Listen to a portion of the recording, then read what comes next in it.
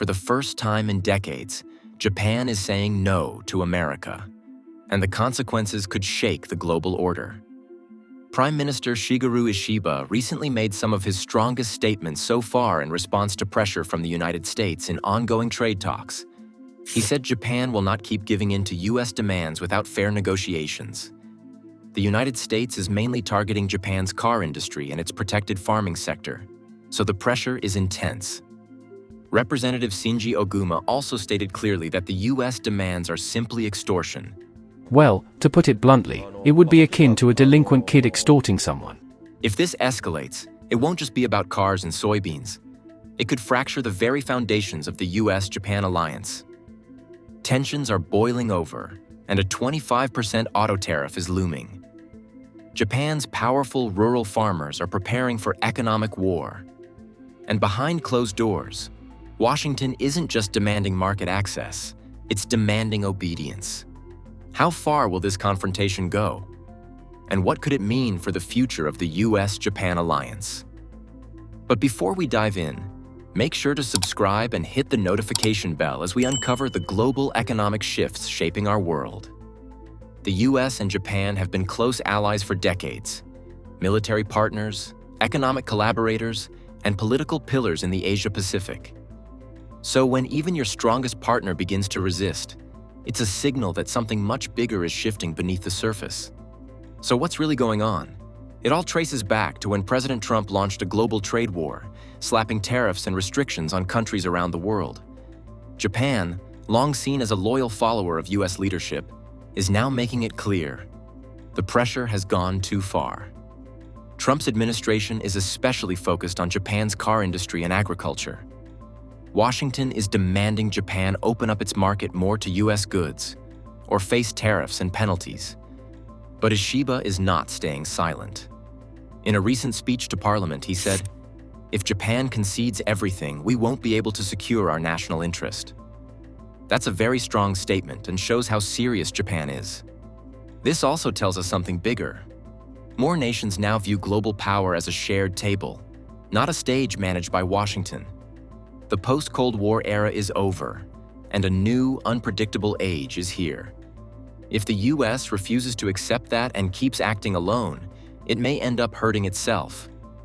On the other hand, if it can adjust and work with others, it could lead to better outcomes for everyone. This is a critical moment. So what exactly does the US want? While there's no official list of demands, two big areas are known. First, cars. Trump often complains that very few American cars are sold in Japan. But there's a good reason. Japan drives on the left side of the road, while American cars are made for driving on the right. US car companies haven't made any real efforts to change their cars to fit Japanese roads. Ishiba even mentioned this, saying that US cars aren't likely to sell well in Japan no matter what. Second, agriculture. The US is also targeting Japan's high tariffs on products like rice and soybeans. These taxes protect Japanese farmers, but make it hard for American products to compete. Ishiba is in a very tough position. Cars are Japan's biggest export and are very important for the economy. At the same time, farmers are a powerful group, especially in the countryside, where Ishiba's political party gets a lot of support. With national elections coming up in July, Ishiba can't afford to upset either group. He needs the support of both factory workers and farmers, and he also doesn't want to anger the Trump administration. His government is already dealing with low approval ratings, just below 30% support, while 56% disapprove, according to a recent poll. That helps explain why he is trying to be careful but also firm. In Parliament, Ishiba defended keeping protections for agriculture. He said it's not just about farmers, but also about protecting consumer safety. Still, behind the strong words, negotiations are continuing. Japan and the US will meet again before the end of April. The first round of talks happened in Washington last week, but nothing came out of it. The Trump administration was reportedly disappointed and even surprised that Japan didn't just go along with what the US wanted. This shows a big shift. America is finding itself negotiating, not dictating. The Japan-US trade talks are a good example of how global power is starting to balance out. Some reports say Japan might agree to buy more US rice and soybeans. There's also some talk that Japan may ease safety standards on imported cars, but nothing is confirmed yet. Japan is hoping to get out of a general US car tariff, which was originally set at 24% but was lowered to 10% for a temporary 90-day period. There are about 70 days left before that lower rate ends. If no deal is struck in 10 weeks, a devastating 25% tariff will slam Japan's auto exports, potentially crippling its most vital industry. And it's not just cars. Steel and aluminum exports could also be hit, delivering a double blow to Japan's already fragile economy. But the situation isn't only about trade. Trump also brought up how much Japan pays to host US military bases. That's another sensitive issue. Ishiba responded by saying Japan won't increase its payments without proper discussions. This is another sign that Ishiba is becoming more confident and is willing to stand up for Japan's interests. He also said he's not planning to rush to Washington for a last-minute deal. No quick photo opportunities this time. Japan is trying to protect its economy, its politics, and its independence. The US wants better trade deals, but it's used to setting the rules. Now it's facing a new reality. Countries around the world have more options than before. They may not make as much money by rejecting the US, but they may prefer to deal with fair partners rather than feel bullied. Global trade is being rewritten, and not by Washington this time. As the deadline for the next talks approaches, we'll be watching closely. This is a very important and interesting situation. South Korea is not far behind in its frustration. Seoul's Ministry of Trade has stated that the tariffs breach WTO norms and undermine trust between allies. Samsung and Hyundai, two of Korea's industrial giants, have publicly warned of retaliatory measures and hinted at reorienting investments away from the United States. President Yoon Suk-yeol, facing declining approval ratings, is now under immense domestic pressure to take a firmer stance against Washington. Piece by piece, America's influence in Asia is wearing thin. What if Japan and South Korea, once considered the twin pillars of American power in Asia, decide to look elsewhere for alliances? This is not a distant fantasy. It is already happening, and in some cases, formal dialogues. China, ever the opportunist, has smelled blood in the water and is wasting no time. The Chinese Ministry of Foreign Affairs has launched a flurry of diplomatic overtures toward both Tokyo and Seoul. In April 2025, China proposed a new trilateral economic pact aimed at boosting trade and energy cooperation between the three nations. While Japan and Korea remain cautious, they have not dismissed the proposal. That in itself is significant. It would have been unthinkable just a few years ago. China's relationship with Japan is historically fraught, marred by the scars of World War II and territorial disputes in the East China Sea. With South Korea, China has clashed over the US-deployed THAAD missile system and intense trade rivalries. But today, a mutual resentment toward Washington's erratic trade policy is creating strange partnerships. The old adage, "the enemy of my enemy is my friend," is suddenly echoing through Asia's corridors of power. This alignment could be devastating for US interests. If China, Japan, and South Korea form even a loose economic bloc, they would account for nearly 30% of global GDP. They could control significant portions of global tech supply chains, semiconductor exports, and renewable energy materials. Moreover, such an alliance would diminish the need for US military protection, reduce reliance on the US dollar and trade settlements, and further China's dream of an Asia-centric world order. As Japan and Korea prepare for divorce, India is falling deeper in love with Washington, at least for now. Meanwhile, China is making moves of its own, but India is dancing to a very different rhythm. In a striking contrast to the mood in Northeast Asia, India seems determined to cozy up to the United States. In April 2025, US Senator J.D. Vance, one of Trump's key foreign policy allies, visited New Delhi for high-level talks with Prime Minister Narendra Modi. The visit, reportedly centered on strengthening technology cooperation, defense contracts, and rare earth mineral partnerships, signaled something deeper: a quiet pact of strategic alignment.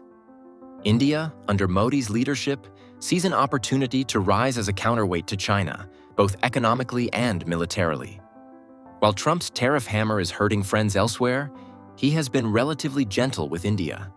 And India, in return, is positioning itself as a reliable partner. It wants U.S. investment, U.S. weapons, and access to Western markets to boost its manufacturing sector, especially under the Make in India 2.0 campaign launched in March. In this fragile moment, India is the ally Trump can still count on, but only for now. So what kind of new structure might emerge in Asia if the U.S. continues to alienate its traditional allies? It's possible, but not without enormous challenges. For one, deep-rooted historical animosities between China and its neighbors remain unresolved. Japan and Korea still harbor mistrust toward Beijing's authoritarian governance, its military expansionism, and its opaque political culture. Public opinion in both countries remains largely negative toward China. Any alliance would be pragmatic, not ideological, a partnership of necessity, not affection. Moreover, the United States still holds significant leverage through its military presence, trade ties, and security guarantees. India, too, has major unresolved disputes with China, particularly along their shared Himalayan border. Just in 2020, troops from both nations clashed in Galwan Valley, a wound that has not healed. India joining a China-led bloc would require an almost impossible diplomatic pivot, especially with Modi's nationalistic base that sees China as an existential threat. Still, desperation can bend the arc of history. Economic pain, diplomatic insult, and the loss of trust may push nations to make unimaginable choices. China, with its deep pockets and global ambition, is clearly positioning itself as a shelter from Washington's economic storm. Beijing is pitching itself as a safer harbor from America's economic storms. What is even more scary is how this could involve NATO. At first glance, the North Atlantic Treaty Organization, NATO, appears far removed from East Asia, both geographically and structurally. But Japan, South Korea, Australia, and other Asian powers are deeply intertwined with NATO, not as full members, but as strategic global partners. These nations benefit from military interoperability, intelligence sharing, cyber defense coordination, and political solidarity with Western democracies. Because of these close ties, breaking away from NATO frameworks would be complicated, if not outright dangerous. For Japan specifically, the alliance with Western powers, especially the US, is not just a military arrangement. It's the cornerstone of its post-war identity and national security. Japan's Article 9 pacifist constitution prohibits offensive military action. As a result, Japan depends heavily on US extended deterrence, the so-called nuclear umbrella, to protect against threats from nuclear-armed neighbors like North Korea, China, and even Russia. Breaking from the US isn't just political suicide. It risks awakening ghosts of a militarized past Japan worked decades to bury. Leaving that umbrella, or the wider NATO-aligned structure, would mean Japan has to rapidly rearm, both technologically and ideologically. This would not only be politically unpopular at home, but would also provoke alarm in neighboring countries, igniting fears of Japanese remilitarization. Meanwhile, back at home, the US economy is teetering on the edge, with a staggering 90% probability of entering a recession in 2025, according to Apollo Global Management's chief economist, Torsten Sluk. This alarming forecast is primarily attributed to the Trump administration's aggressive trade policies, notably the Liberation Day tariffs, which have disrupted global trade and strained small businesses. Deutsche Bank has sharply lowered its prediction for where the S&P 500 will end this year. They cut their target from 7,000 points to 6,150, a 12% drop. The main reason? New tariffs that are acting like a massive tax hike. According to the bank, the 25% tariffs on $3.25 trillion worth of imported goods are the same as an $800 billion tax increase. These added costs are expected to hurt company profits in a big way. The bank now expects earnings per share, EPS, for the S&P 500 to be $240 in 2025, down from their previous estimate of $282. That's a 15% cut from what they thought before, and 5% less than 2024 earnings. They believe these tariffs will make it harder for companies to make money, and they explain why in detail. This major change in outlook shows just how deeply tariffs can affect the entire economy and stock market. For American families, it means higher prices. For small businesses, it means layoffs. For Wall Street, it's a reckoning. And if these trends continue, the damage won't stop at the stock market. It could spread across the entire global economy. The United States once shaped the rules of global trade. Now, it's struggling to hold on to its closest allies. So the question is, how long can a superpower survive when its own allies start walking away? If you want to stay ahead of these historic changes, make sure you subscribe to the channel, hit the bell icon, and join us for the next deep dive.